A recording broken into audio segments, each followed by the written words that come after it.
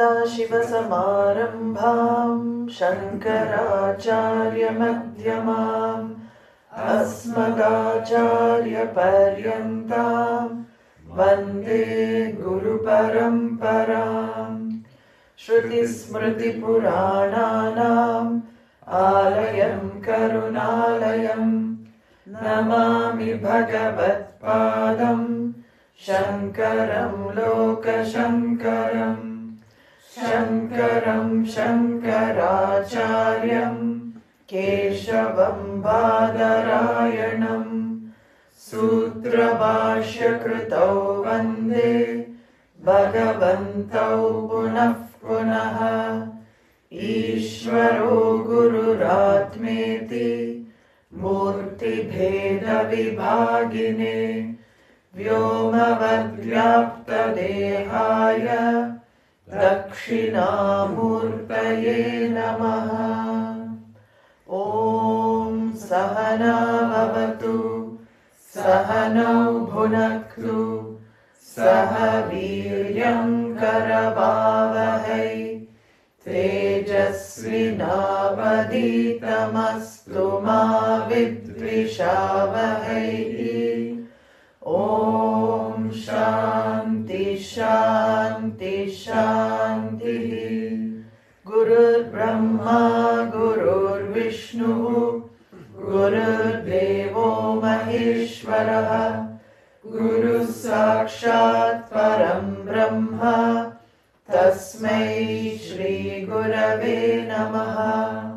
Dayakaram Dayakaram Dantam Dharma Pravartakam Pranamami Dayanandam Madhacharya Paramparam. Om Gam Ganapataye Namaha. Om Gam Ganapataye Namaha. Om Gam Ganapataye Namaha. Ajnanatimirandhasya Jnananjanashalakaya Chakshurunmilitam yena Tasmai Shri Gurave Namaha. Tasmai Shri Gurave Namaha.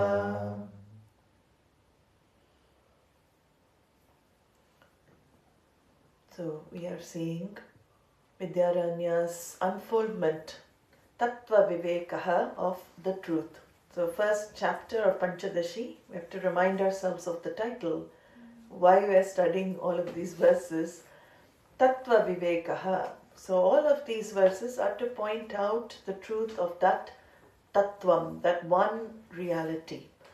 And you have various, as we see, various methodologies, they're called prakriyas, that unfold the one from different angles.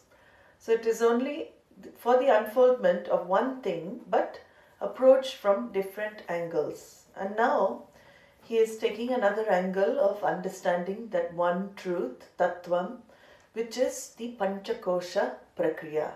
This is the discriminative analysis of the 5 sheets of experience. So we've seen before the Sharira-traya, the 3 bodies, the Traya Avastha-traya, the 3 states of experience. And now he is expanding more. Actually, the 3 bodies are expanded to 5 sheets. So the 3 bodies correspond to the 5 sheets. We'll see how they correspond. But from 15th to 32nd verse, he had talked a lot about avidya, the root cause for all suffering of everyone is self-not-knowing, self-non-knowing. Meaning the real self, the truth of the nature of the jiva is unknown. It is not unknown totally. We also saw that. It is partially unknown and it is partially known. That is the whole problem. When it is partially known, it means you have a locus for committing the error. If it is not known at all, ignorance is bliss, right? Then there is not a problem. think about this. If it is not known at all, then we won't have a problem. It is because it is partly known, and because of that partly being known, that I am, that is that I am self-evidency, you know you exist. You know that there is something there that reveals existence. You don't know how you know you exist. Whenever you ask anybody, how do you know you exist? Nobody can answer. How do you know you exist? Do you need a book to tell you I exist? You don't need a book to tell you. You don't need others to tell you I exist, because it is awareness shining through the mind. I am is pure existence, consciousness shining through the I thought.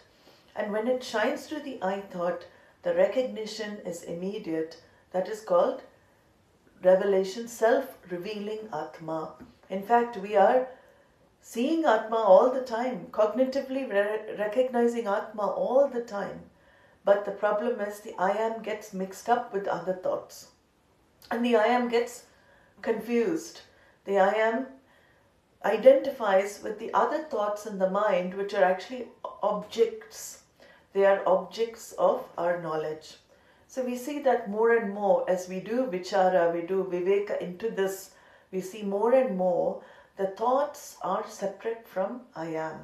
I am is always untouched by anything it objectifies. But there is some unholy, he says here, avidya, because of the self-non-knowing and not projecting. What happens is that when you know yourself partly, you project what you're not. So that automatically happens. It's a very automatic thing that happens with everybody. And I take what I am not to be what I am. Because what I am not, what I am is not fully understood. So that is where Vedanta comes and clears the doubt. I am is known, what I am is not known clearly. So this is where Vedanta as a means of knowledge removes, first way of teaching is to remove all that I am not.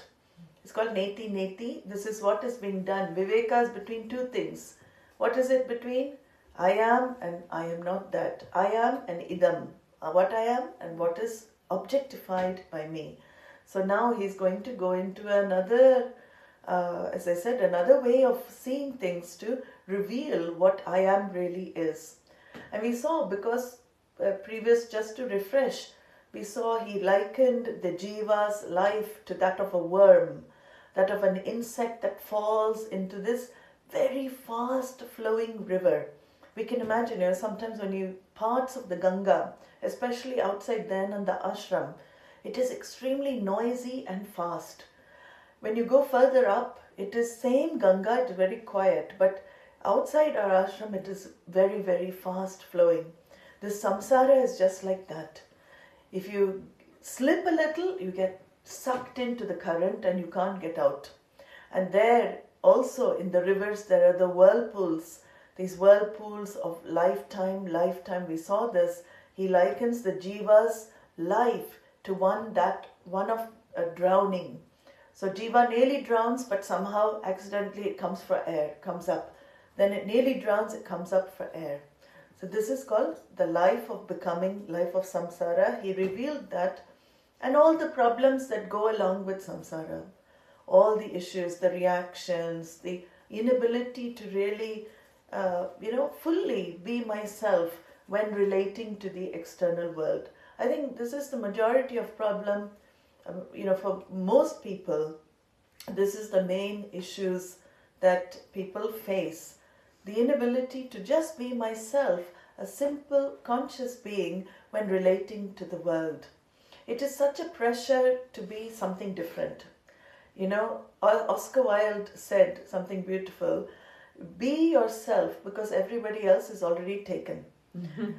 Everybody else is already taken. But the problem is we don't know who we are. We don't know, even relative level, I don't know myself clearly. So I'm always trying to fit myself into what others I feel. If I am like this, in front of that person, they will accept me. It is always based on others' validation, acceptance, because what is the root cause? I am not able to accept myself as I am. So this is the first thing that we introduce in Vedanta, the relative self-acceptance. Because if I cannot relatively accept myself, how will I absolutely accept myself? So first, relative self-acceptance, and this is all for that. All of these verses are unfolded for that. He says in the 33rd verse, introducing the 5 koshas, he says, Annam prano mano buddhihi. Annam prano mano buddhihi. Anandascheti panchate. Anandascheti panchate. Koshastairavrita swatma. Koshastairavrita swatma. Swatma. Swatma. Koshastairavrita swatma.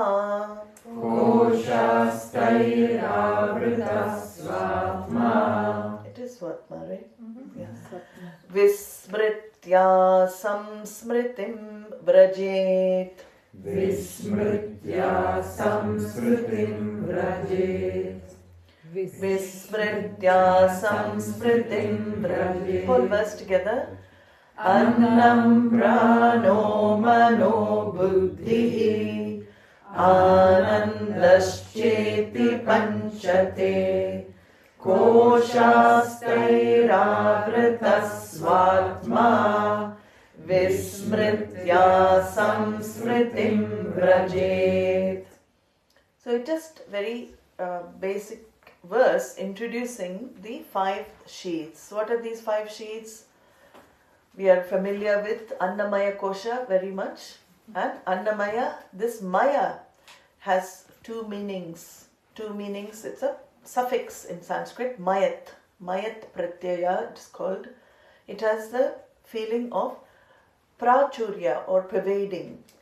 Annamaya, Jagatmaya, Jalammaya. The Jalam is like water pervading everything. So it has the one sense of pervading, filling up something.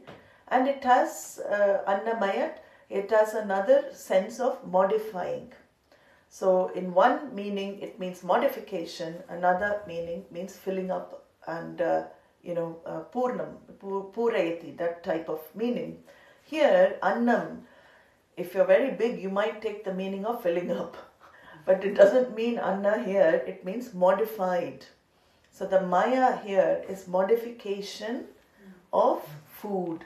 So the whole here, this body of parts is only a mere modification of food. Annamaya Kosha. He says here Annam. So the 5 foods, he calls it Annam. And the next one is Pranamaya Kosha. So before we saw the 3 sheaths, we didn't go into so much depth. Those 3 shariras, 3 bodies are now being examined actually in more depth.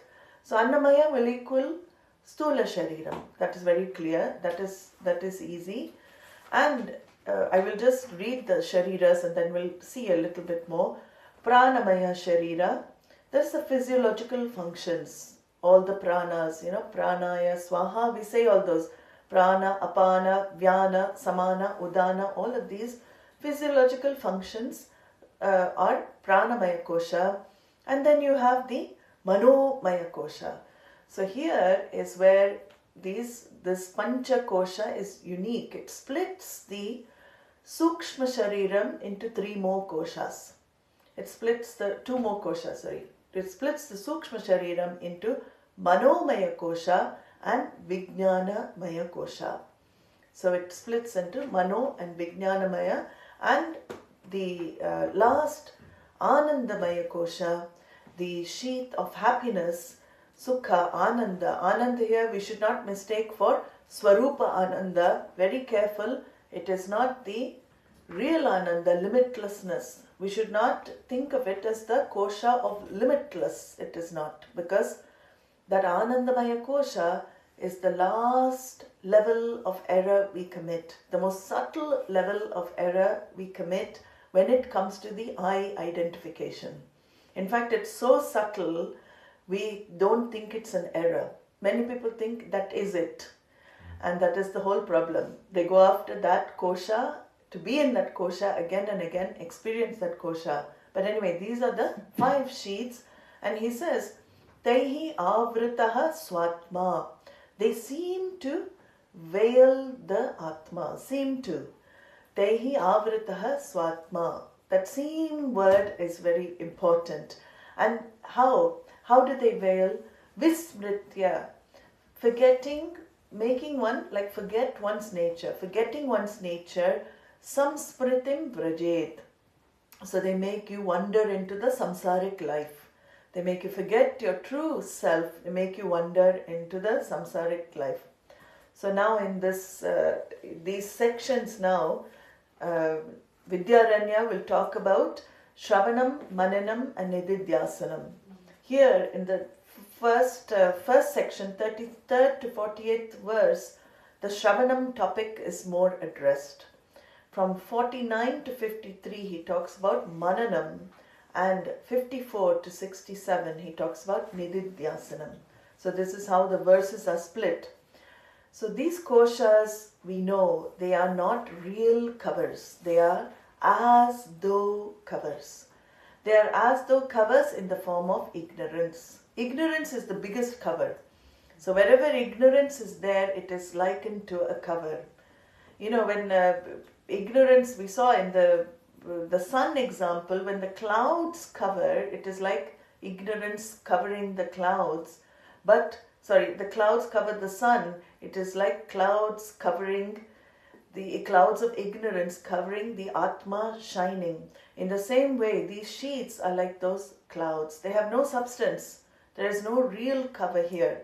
So, Tehi avritaha swatma, just as those thick clouds seem to cover the ever-shining sun, ever-effulgent sun, the sun itself lighting up those clouds, these koshas cover the true nature of that self-revealing, self-effulgent, shining Atma.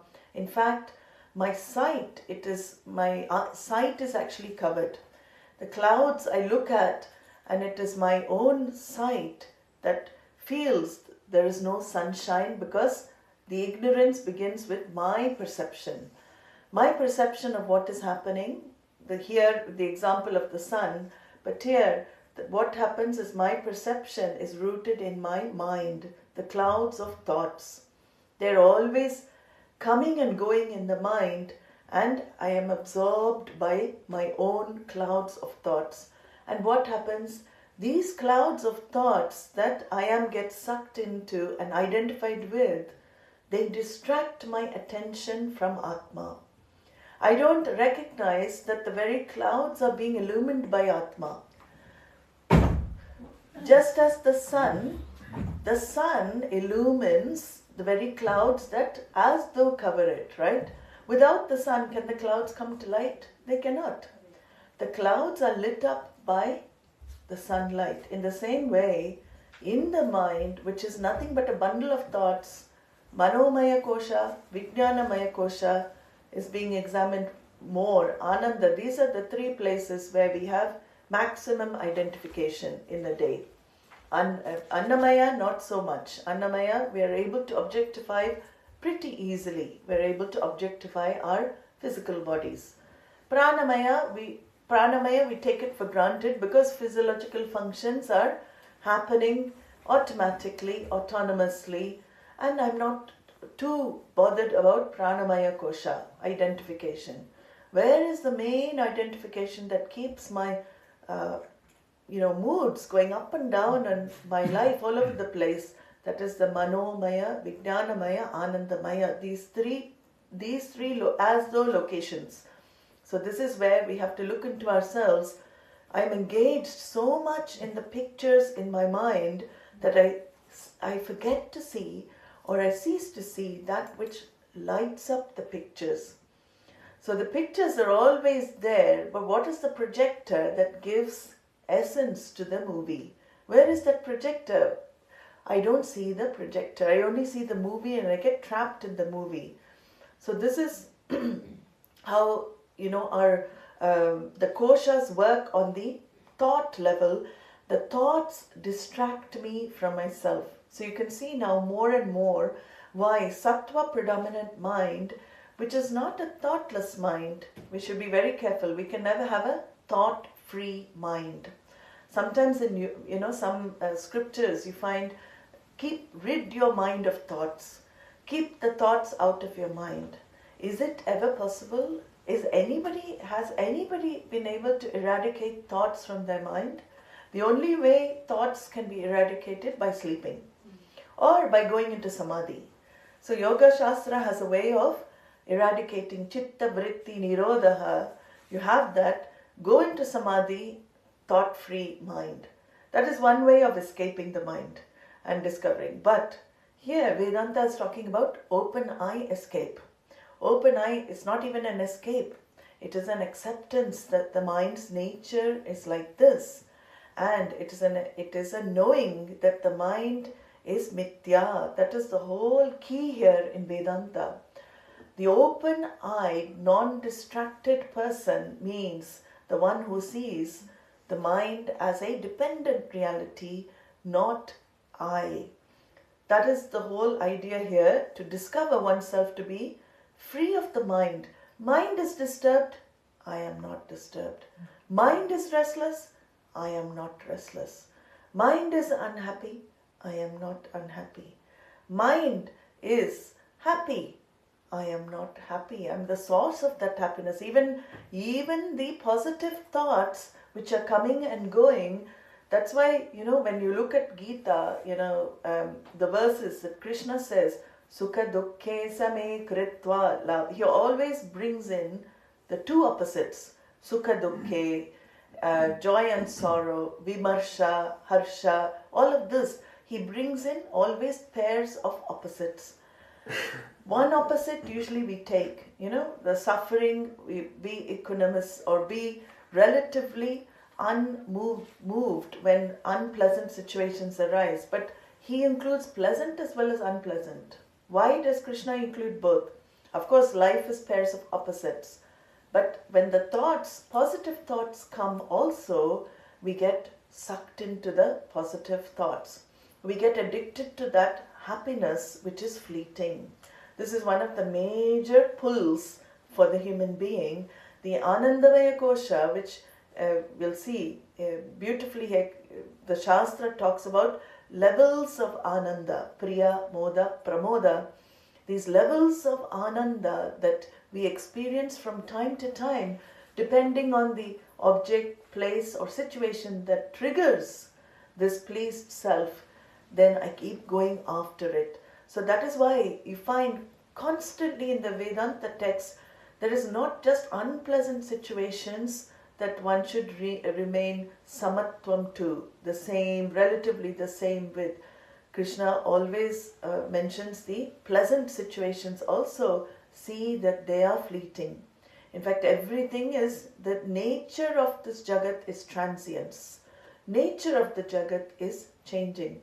So here he says the upadhi, the koshas are like the whole upadhi, the mind, body, senses of the individual form the koshas, the covers of the individual, and they distract us constantly from our true nature. But they are necessary. This is another thing we have recognized. We cannot simply negate them as useless. The upalabdhi sthanam, there's a word, upalabdhi sthanam. Upalabdhi sthanam means the place of knowledge. Where does it take place? Where is knowledge recognized? Where is knowledge assimilated? It is in upalabdhi sthanam. As though a place is given, it is through vritti alone. Thoughts alone help you to assimilate knowledge. Whether it is knowledge of yourself, knowledge of the world, but the upadhi is needed for knowledge to take place. So this body-mind-sense complex is intelligently put together for what purpose? For its recognition of its source. Beautiful. Human being has come into being through the karana shariram. We saw the birth of the human being consciousness reflecting through causal body gives rise to the other bodies. And what happens? The individual is born, and the individual is born with a purpose. If this intelligence is not intelligent, it won't have a purpose for you. But intelligence is pure, limitless intelligence. It is all knowledge, Ishvara. So what is the purpose of the manifestation of an individual body, mind, sense complex? Is it like in a verse in Sanskrit, there is a verse that says, Maitunam, Ahara, Nidra, Bhaya, all of these things are common between a human being and animals. What do we share in common?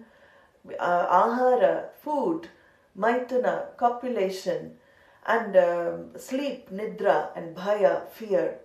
Human beings and animals have similar things when it concerns these common factors. But their buddhi said that one thing that differentiates a human form from all other life forms is the intellect, the ability to know oneself. As I said, this is a great birth to have as a human being, even greater when you come to a knowledge which you understand it is the culmination of the life journey of the jiva. Vedānta is the culmination of the life journey of the jiva, because there's through self-inquiry alone, self-ignorance can be eradicated for good. So this is where this kosha becomes a process of discovering oneself, which is the birthright of every single human being here. So the koshas actually help you. In one way, they hinder you. They hinder you with the identification, but the koshas actually help you to discover your true self, your true nature. So the antahkarana, we saw the faculty of thinking is divided into, actually here he says 3 koshas. It's divided into 3 koshas. Atma is everywhere. Everything that we see exists. We know isness is in everything. It's called satyam. Isness is in everything in this universe. But this satta, this isness, shines through particular mediums, manifesting mediums. And the mind is the number 1 manifesting medium for consciousness. So in buddhi alone, actually, through the buddhi, we saw the first level of manifestation is in the I thought. That is in buddhi. And through the I thought, all other manifestations of consciousness happen. So he says here, Annam pranaha manaha buddhihi anandam cha iti panchate koshaha. These are the 5 koshas. And vismritya, if you get identified with them, identifying with them, you are forgetting what you really are. Samsmritim vrajet. He says here again, he reiterates, samsmritim means you get into samsara. You get back into that life of becoming, this life of wanting to be. What is this life of becoming? We have to again see it. It's just wanting to be somebody else. Not happy. There is a feeling, I'm not happy in my skin. Why am I not happy in my skin? I always want to be something else, somebody else. I am not, I feel there is a feeling in everybody, there is something, inadequacy, some sense of inadequacy. And then when I get validation from the external world, if I get validation from others, there is a sense of adequacy. It's a very momentary sense, but it is like a child, Everybody wants to seek this validation from others, especially the significant others. Swamiji used to often say significant others. There are a few people, maybe around 5-10 people who we really feel, who really care, we care about. Many people we don't know what they think about us, we couldn't care less. But the ones who we really are close to us, that we have love and concern for, there's a need for validation from them. And when I have this validation, there is a sense of fullness, We have to see. Now you can see as a practice, whenever anybody validates you and you have that feeling of, oh, I feel good, have an inquiry into that thought. Inquire into why you feel good if somebody praises or validates you, why you feel good about yourself. Because if there is a feeling of, oh, I'm enjoying this, and this sounds a bit unpleasant to hear, then it means that you are not validating yourself.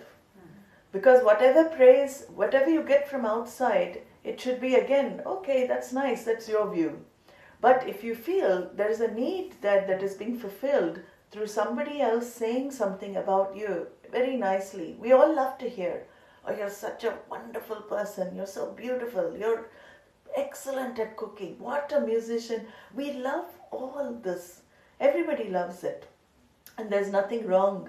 We can enjoy the praise, we can enjoy, but if there's a fulfillment through that, that is where we start the inquiry, saying, why do I need it? Do I really need it?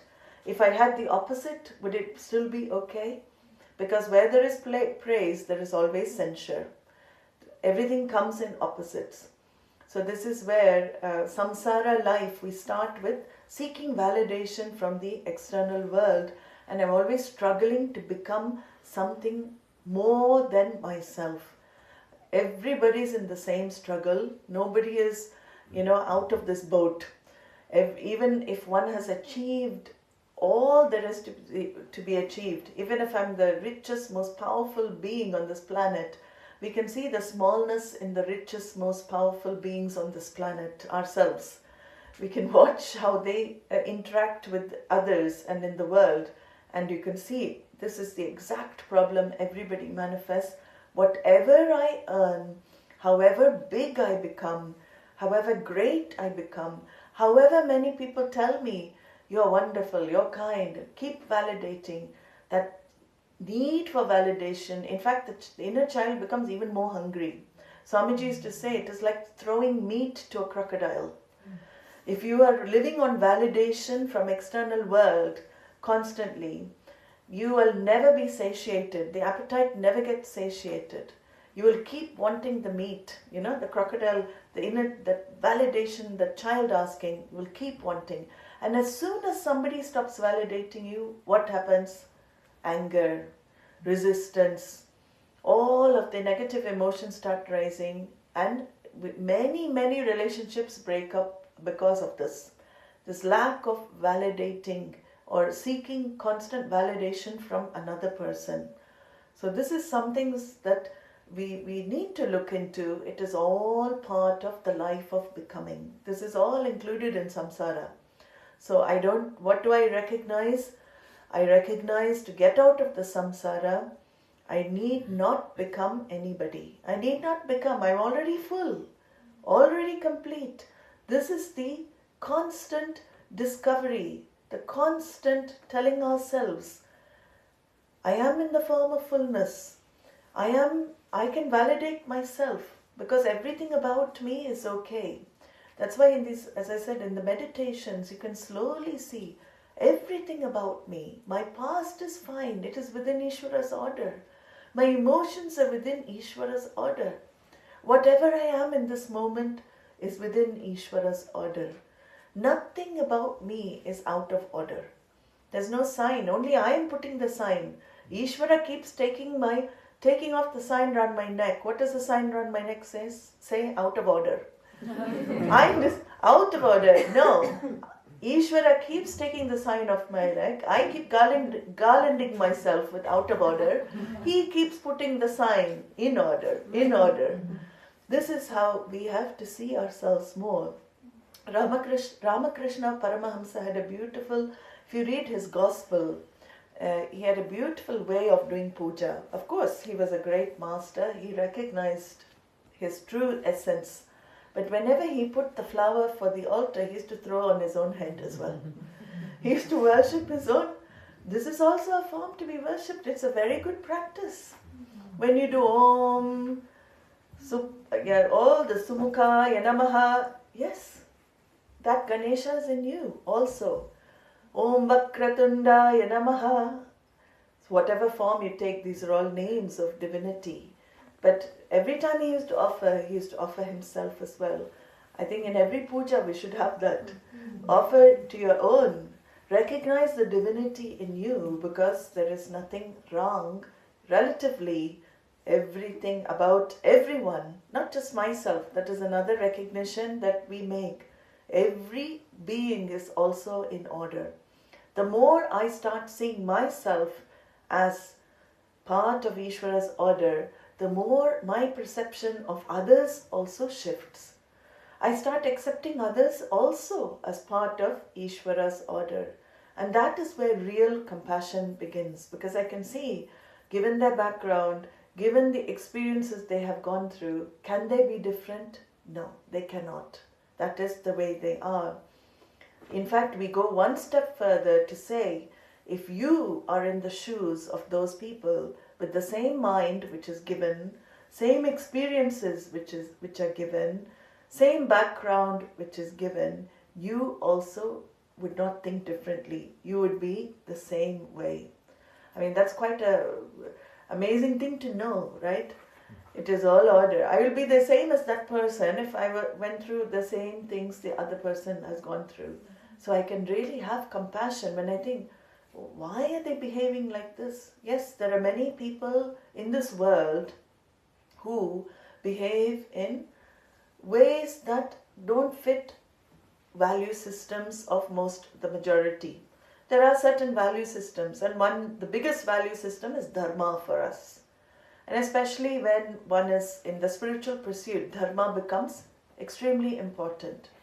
But being in this pursuit, we have to make even more effort to become non-judgmental.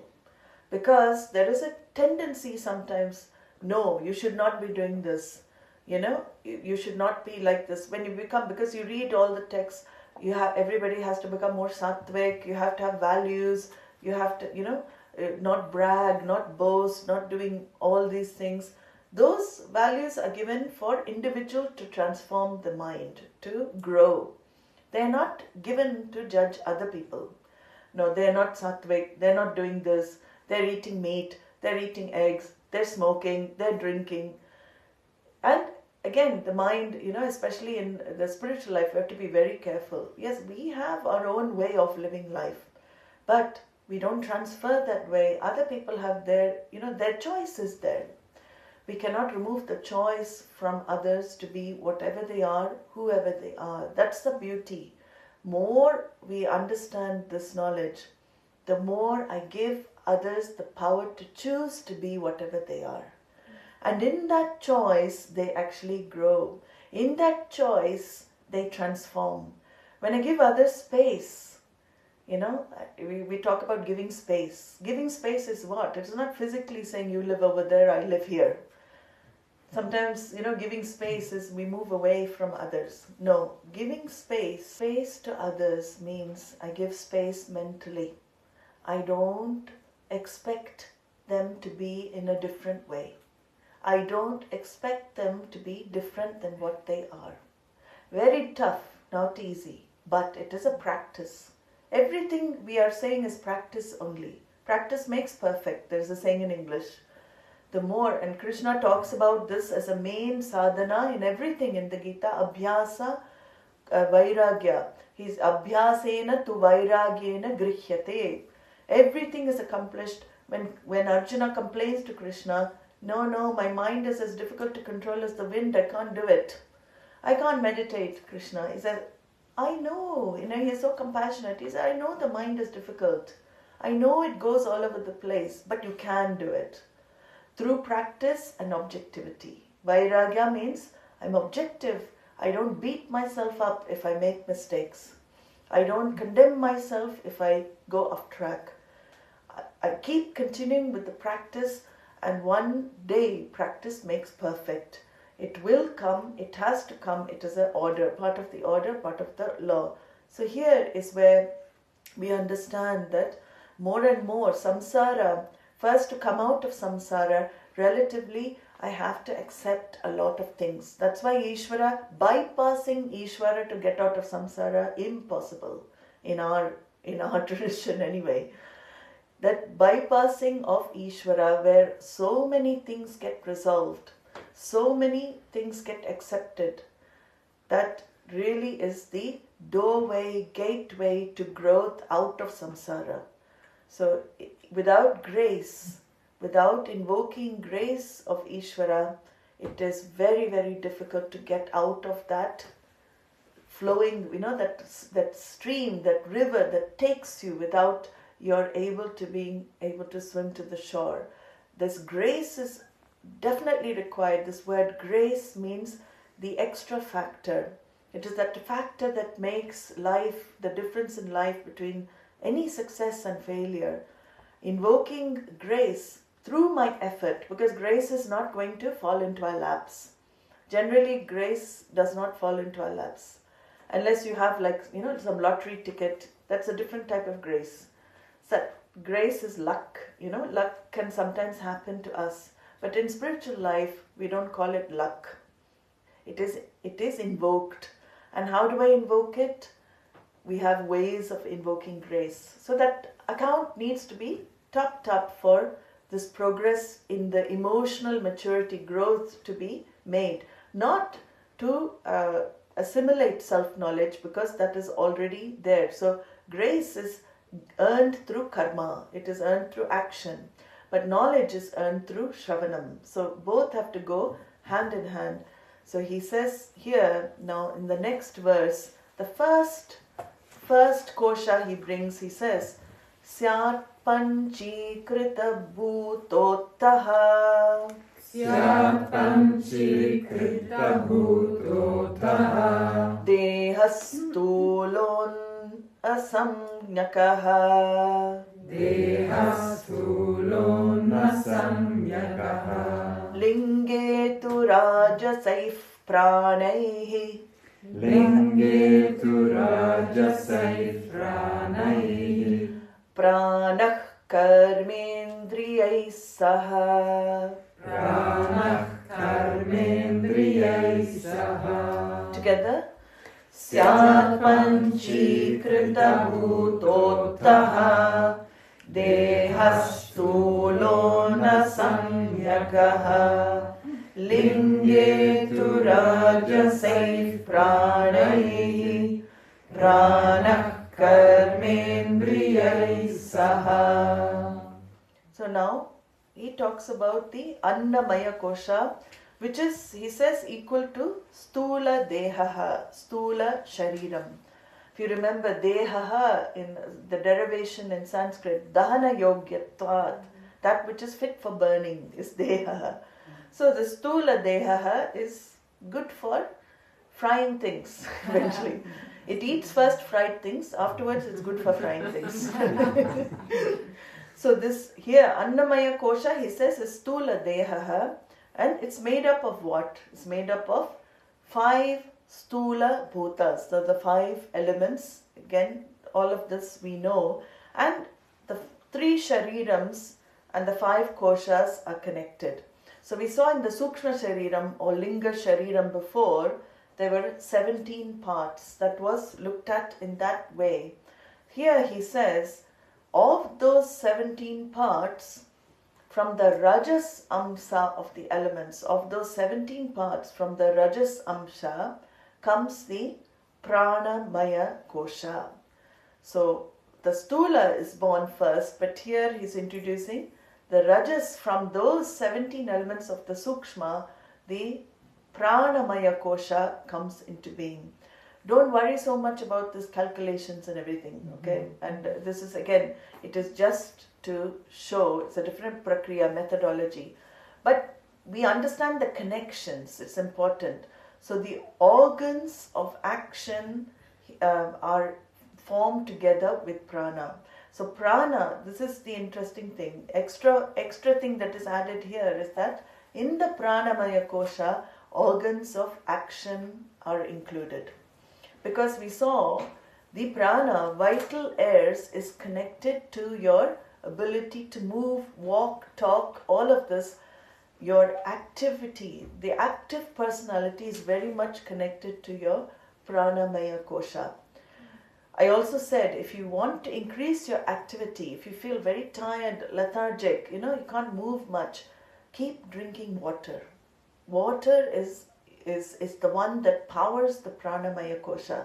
So the pranic body, we call a pranic body, that is water. So 5 karmendriyas and 5 pranas form the pranamaya kosha. Now that pranic you becomes full of activity, and this is the active person. So when you're identified with activities, then you are living in this pranamaya kosha. Sometimes we're living in 2 koshas together. My body could be in activity, but my mind is somewhere else working. My thoughts are somewhere. So actually I'm in mano and prana at the same time. Sometimes, of course, I'm in the stula, in the anna as well. Annam is always there. It is the place of experience.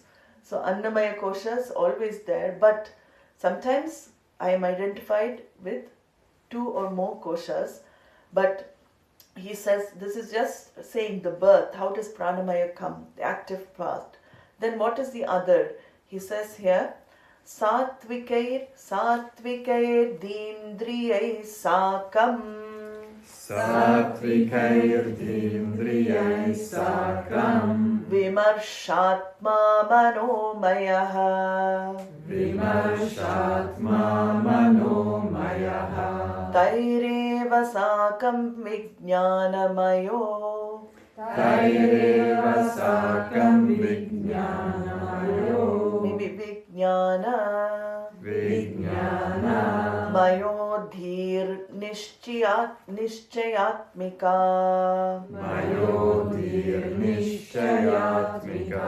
Taireva sakam vijnana. Taireva sakam vijnana. Mayodhir nishchayatmika. Mayodhir nishchayatmika. So now, together with the sattvic sense organs of knowledge, so sense organs of knowledge, just have a look at these words. Sakam means with, along with. Sakam. Vimarshatma, mind. Vimarshatma means that which is nature of doubting. All the time, we saw in the mano, in the previous sukshma sharira, the mind is always, manaha aspect of our thinking is always the nature of doubt. And that is where we're mostly identified. Most of us identified with the doubting. Did I do it? Did I do it right? Should I do it this way? Oh, I should do it that way. Always these thoughts like that. Then I'm identified with manomaya. Okay?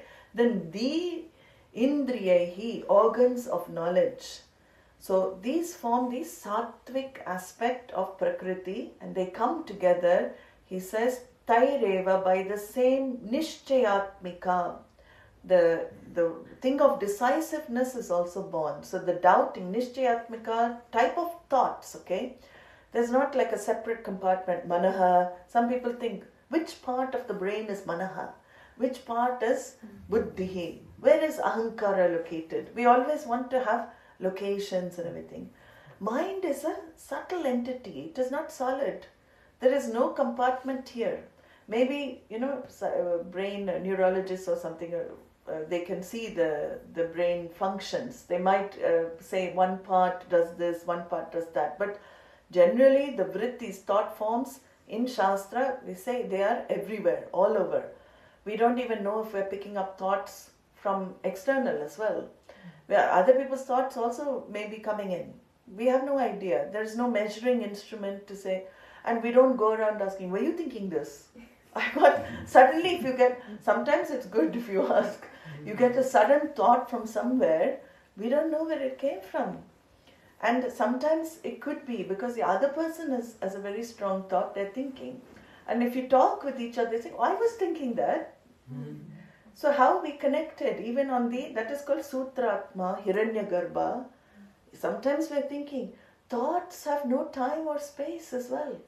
This is the incredible thing. Thoughts, like, in quantum mechanics, you have this entanglement theory, right? When an atom is, as, I don't know how they do it, but they say if you cut an atom in half, you put one half here and you take one, like millions and millions of miles away. I don't know how they do the experiment, but if you do something to one part of the atom, the other one does the same thing. The same thing. If you turn the atom clockwise or something, the other one is also turning this way. Entanglement, it's called. In fact, we're all entangled because we're full of atoms, right? Can you imagine? All our atoms are entangled with each other. We think we're so separate. More and more we have to see we're all entangled. As long as we don't become emotionally entangled. Physically, we're already entangled. Emotional entanglement is what we have to, watch with.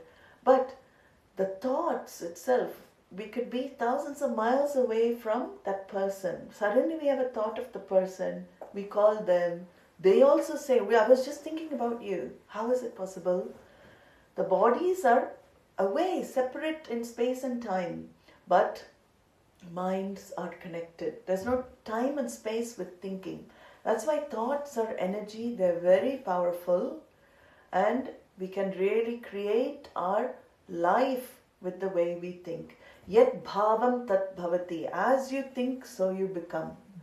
So you can imagine if we're entertaining thoughts always, I'm no good, I'm nobody. That type of thought, if I'm always attaching my attention, Atma's lighting up my torch, I can move to different places of my mind, meaning different thought forms. My torchlight of Atma can shine light to different thoughts. But I always go for these thoughts. I'm going for the thoughts that don't say good things about me. So this is where yat bhavam tat bhavati. As you feel, you become. Remember that line. Some level of positive thinking, Swamiji used to say positive thinking doesn't ultimately work. But sometimes it helps, it helps to change the thoughts that we have. Especially when we're sitting with ourselves and, maybe the child. Again, it's always to really that inner child. There's something that is unmet need from youth, from childhood, that has not been addressed. And one has to become the mother for the child. There's nothing like it. Doing the practices of being a mother to yourself, picking up the child and saying everything about you is okay, validating. So then you don't think this external validation is required because I didn't get the validation I required when I was younger. So I constantly look for it in every relationship, in everyone. So now, because that is also getting me into problematic situations, I learn to validate myself. That is called self-validation. I say, everything about me, I change. When the thoughts go to the negative side, what can I do? I immediately bring them back. Or I divert the attention. TDS, always remember, thought displacement system. It should be a program in your brain like GPS, TDS, thought displacement system. That means what? Every time this type of thought comes and I feel I'm going to get swallowed into these negative feelings and emotions, thought displacement, change. Watch some comedy. Watch something that makes you laugh. It's okay, but this is the way we manage this side of ourselves. So this is what he is going to discuss now. The Mano Maya Kosha, how knowledge happens and how these thoughts occur of the external world and how the data gets read. We're going to see in the afternoon. Om Purnamadah Purnamidam Purnat Purnamudachyate Purnasya Purnamadaya Purnamevavashishyate. Om Shanti Shanti Shanti. Harihi Om Shri Gurubhyo Namaha. Harihi Om.